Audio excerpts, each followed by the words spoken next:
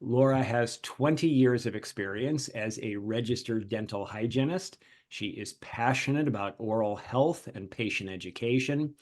Mentorship and empowerment are important to her, and helping people is her love language. She says her ultimate high is watching people take pride in what they do. Welcome to the podcast, Laura. Yes, thank you. Thank you so much for this opportunity. I'm Yeah, excited to be here. good. Absolutely. It's my pleasure as well.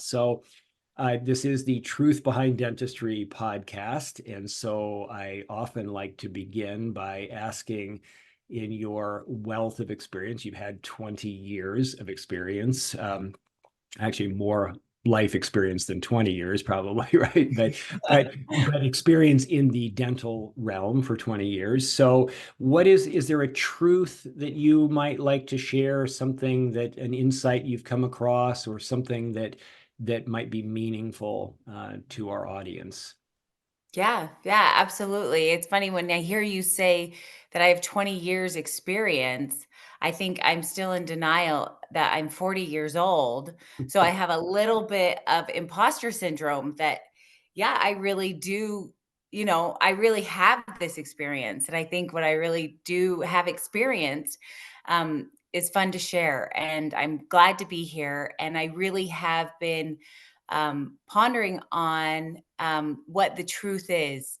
And I think really the foundation of setting the truth that people are what we tell them they are, right? If Mm. I were to tell somebody you're not doing good enough every day, they hear you're not enough every day, or we're not reaching our goal. We're not doing this. You are not doing this. And so to give people the positive reinforcement saying, hey, we're doing good things. We are making sure our patients are taken care of.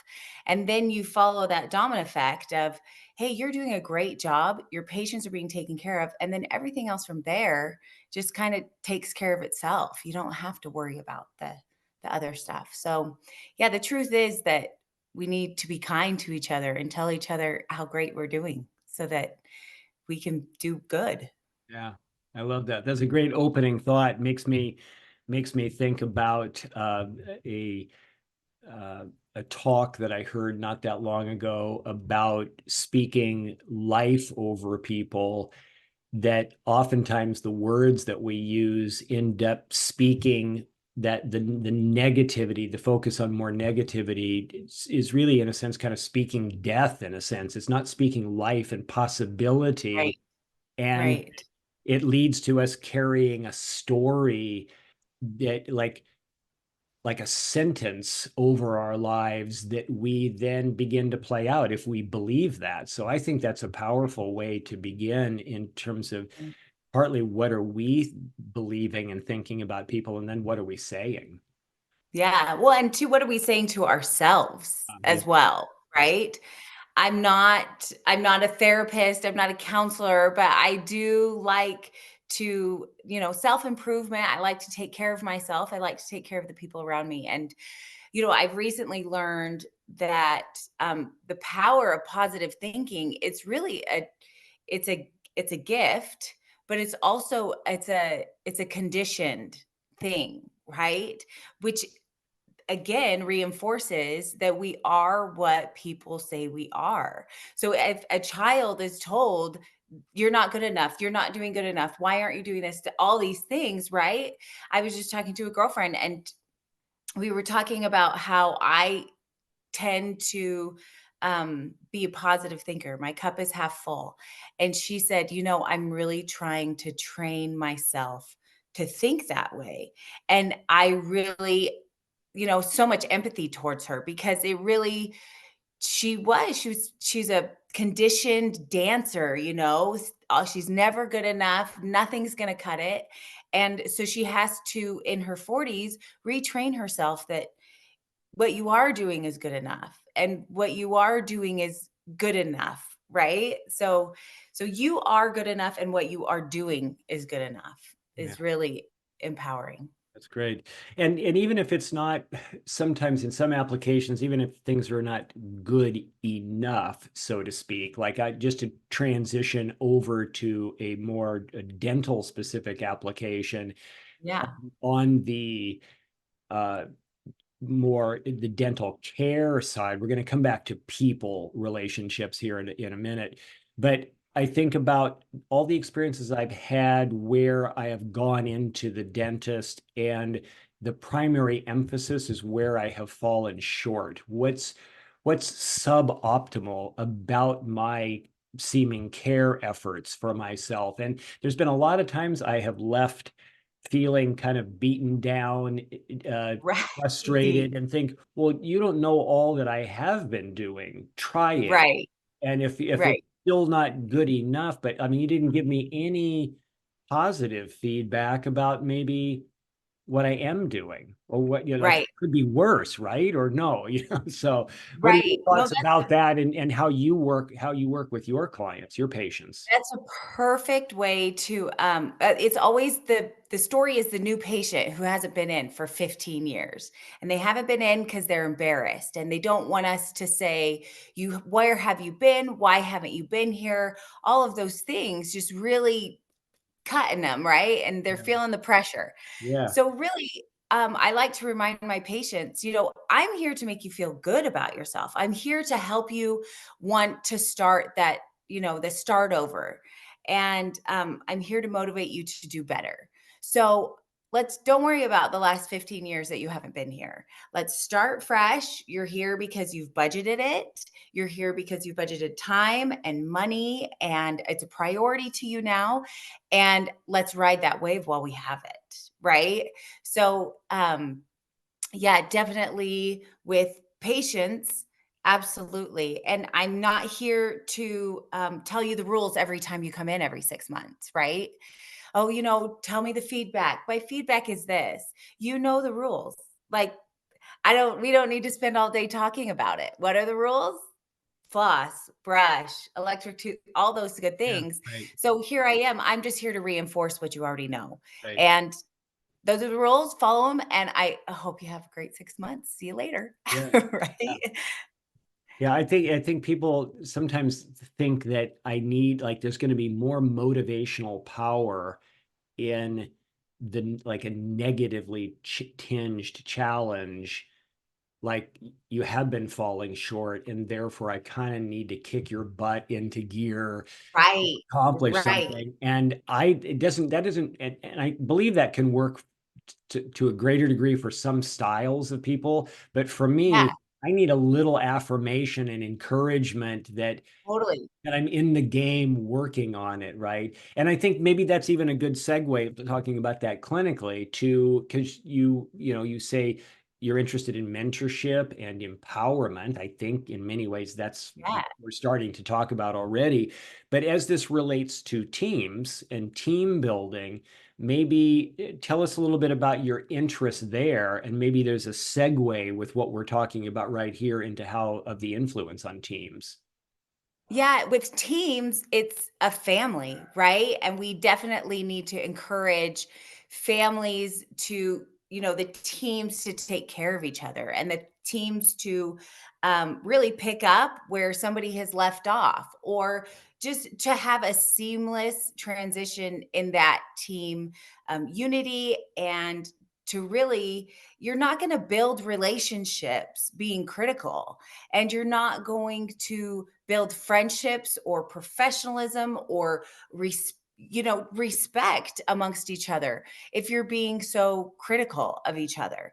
And there's always just that one staff member that just you know tends to just like talk about everyone or talk about everything or just talk about it. And some people, it just becomes this toxic member.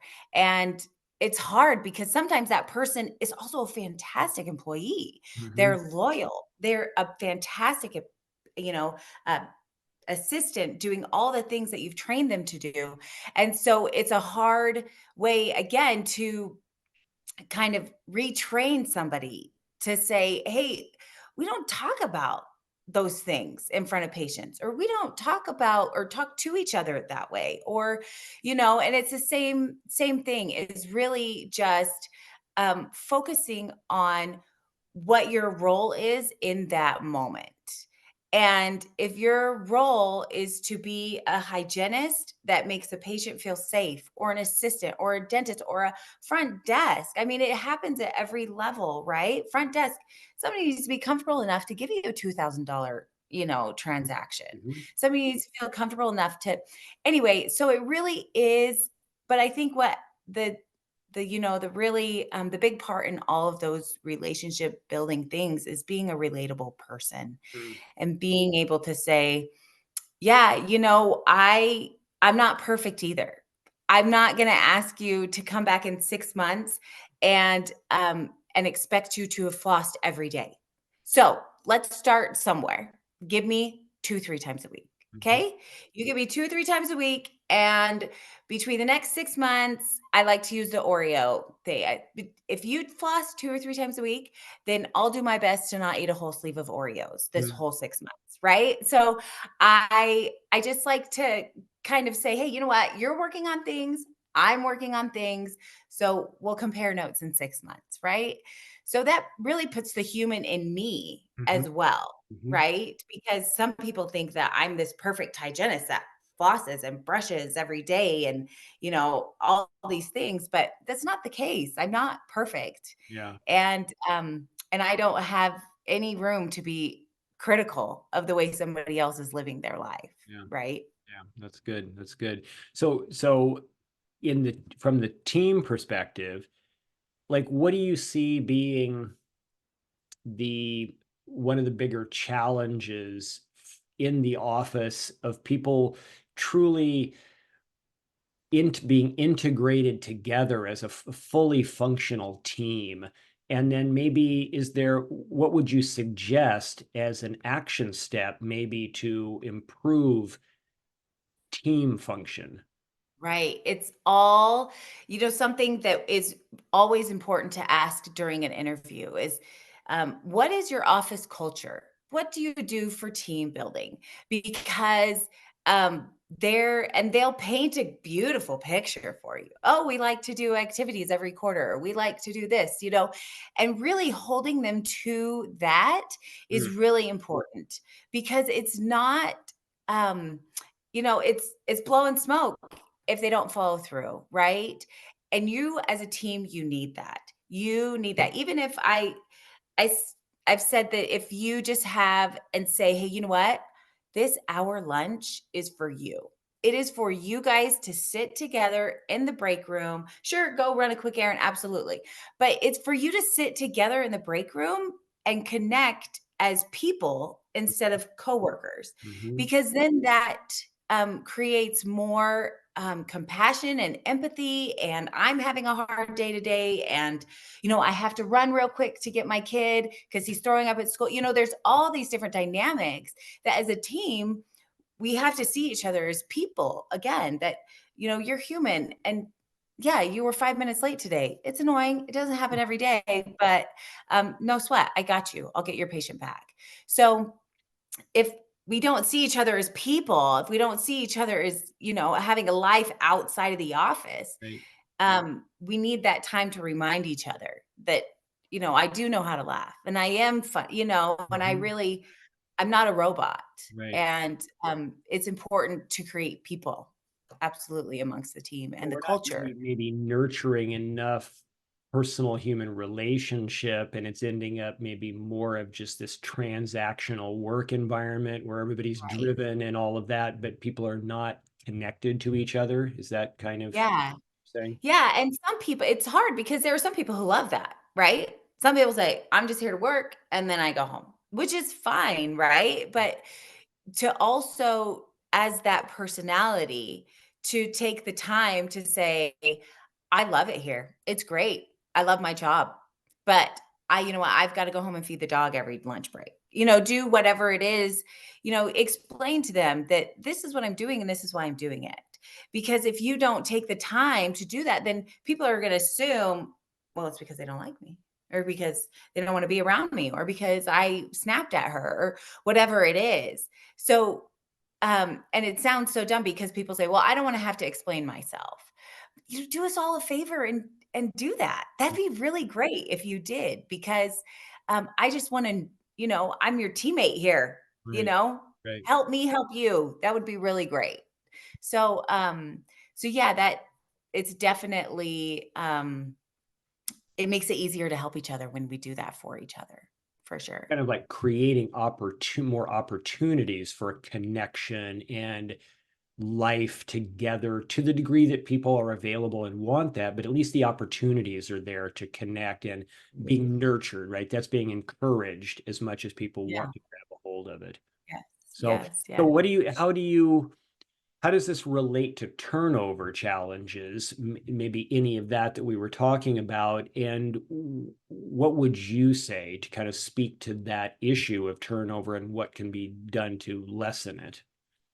So gosh, it is so hard because some people have honest reasons to go, right? I'm moving. My husband's going here. I've decided I want to go somewhere different. So there's honest reasons for turnover. But it doesn't look good when there's tons of turnover to a patient. How come there's a new person at the desk? This is like Right. the fourth person. It Right. doesn't look good. It doesn't look good. Right. So as far as, again, we are what people tell us we are, or we are what people make time for us to be, right? And so, as the dentist, as the office owner, as whether it's a DSO or private practice or office manager, and their role in creating that environment, um, is really following through with, again, the rules. Take care of your people, make sure they get paid, and encourage a kind, honest environment, and you'll be good. And a lot of it also is like, maybe your hygienist says, "Hey, our instruments are horrible. We need new instruments." Or, "I'd really like to do this CE course. What do you think about it?" Or, "I'd like to start doing laser." Why are we not encouraging that? Why are not we not encouraging that growth? And so once somebody pushes back and says, "No, I don't want to do it." No, okay. But even then, what would be really great is, okay, your budget's $500 every 3 months, right? Every quarter. Let's Mhm. spend $500 on new instruments. Mhm. And so then they're at least, given that length to do something. And I think a lot of clinicians and assistants, I think everybody wants to, again, take pride in what they're doing. They want to walk away and say, that's my patient. Right. This is my op. This is my practice that I'm a part of, right? And to empower your employees that way is really something that can drive growth, that can drive progress. And if we squash that, then Yeah. there's no way you're going to get stale, and nobody wants to be stale. Right. Then it's time to go, Yeah. and nobody wants. Yeah. But again, too, nobody wants to leave. Nobody wants to have to start over again. Right. Nobody wants to do those things. It's too much work. Yeah. I have to change my commute. I have to change the way I do things. I have to change all that, and nobody wants to do that. So, so yeah, if we really just took care of each other Right. from the top down, and listened to each other, then it really would be so much easier to have consistency. And I mean, again, we know the rules. Consistency leads to growth. Growth leads to more financial success, and just all of those things. And then you're Yeah. given the freedom to do all. So it's really just be nice to each other. Just, it's really, we know the rules. Yeah. And it's hard sometimes to change the way we're doing things. I think that's good. And especially I was thinking what came to my mind as you were saying that is in agreement that people don't want to leave. The vast majority of people are really uncomfortable with change of any sudden nature and would not initiate it on their own very Mm. easily. Therefore, whether it's in business relationships or personal relationships, most people, if a relationship ends up in divorce on that marital side, it's how long has that really taken? How long has there Right. been an unfulfilling relationship of subpar valuing and communication. And I think that same thing is occurring in work environments. And I don't think people are noticing. I think there's a lot of being oblivious to the downward disengagement trend Yeah. for so many people before it looks like they suddenly just up and left, which was just the Right. last step, a long Yes. downhill slide. So I love what Yes. you're saying, which is really, we're just talking about valuing and investing in people, growth opportunities you mentioned, giving them a voice, letting them Yeah. share their own ideas for something that might Yeah. help it be better. I think that's all wonderful advice. And it goes back to the culture that you create. If your hygienist doesn't feel comfortable enough to approach you about something, whether it's something that's bothering her or a change or something that she would like your support in, um, then that's not the culture you want. That's not the family. That's not the team. Whatever it is that you want to call your unit in your office, if somebody can't approach you, then there's no it's again, it's just stunted. I can't do it. He says no every time. He doesn't make time for me. He leaves right at 5 o'clock. He doesn't ever ask me how I'm doing. I just had a baby 6 weeks ago and he doesn't even know the name of my baby, right? So Yeah, it really it yeah, is. It's so important to create that culture within your practice, um, to make it so that people can communicate. mhm, And then again, with communication and when people are butting heads, I think, I had an experience with that where somebody said, "Okay, come in, let's have this conversation. Let's break this down." And it was really great because the conversation started, "Here are our goals. You're not going anywhere because I think you're a fantastic hygienist. mhm, And you're not going anywhere because I think you're a great front desk and mhm, your collections are mhm. fantastic and what you do is great." So, knowing that neither one of you are going anywhere, Right, I'm not going to send you off, right? But our goal is now to work, to be copacetic, right, to respect each other in right, your roles, right, because I don't want either one of you to go. right, yeah, And it may not be something it could just be something personal even, and flushing that personal drama out of the office, right? And so it really is, it's just, again, with that conversation, you can say, "Listen, I get it. There's gonna be drama. We're together all the time, but I like you both, and I really don't want either one of you to go anywhere." To hear that from an employer is like, "Okay, well, then I'll get over it. I'll get over it because I know you care right, yeah, about my happiness here." right, yes, So, that's it's again, it's the culture and the environment that you provide for your employees. yeah. Wonderful pearls of wisdom. And some of those things, as we're talking about this, I'm thinking people could go, well, that wasn't that rocket science-y. Right. And yet what humans really need is not rocket science, right? But and how important are the people in a practice? Uh, these people that are your teammates.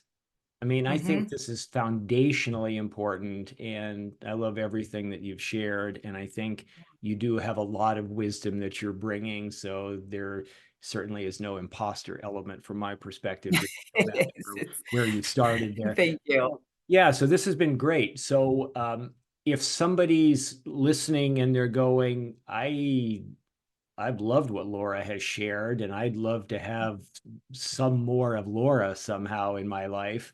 What if somebody wanted to reach out to you? What's the best way for them to do that? Yeah, I'm on LinkedIn. You can find me there, Laura Openshaw. My handle is LO, Low Can Help. And so that's my handle. And yeah, I love that you said it's not rocket science, right? It is so true. But also, it's so great. I love that you said that because a lot of people, when we just are like flying through things, you related it to marriage, you related it to relationships, and um, again, the basics are to listen to each other, and sometimes we need a third party to come in and say, "Snap Right. out of it, guys. Yeah. Yeah. It's time to go." But yeah, find me on LinkedIn or just shoot me an email, Miss Laura J, MS, Laura J at gmail.com. And yeah, I'd be happy to help. Happy to do it. That's great. Well, thank you so much for your time and your input. I think it was very valuable, and I can feel like everybody in the office could certainly benefit from these things that we talked about today. So I appreciate it, Laura. Thank you. Great. Thank you so much. We'll see you soon. Okay, absolutely. So thanks, everybody. This is Matthew Norton with the Truth Behind Dentistry podcast with Laura Openshaw. I hope you've found value in this episode and look forward to seeing you next time. And share about us with your friends too. Appreciate that. Thank you.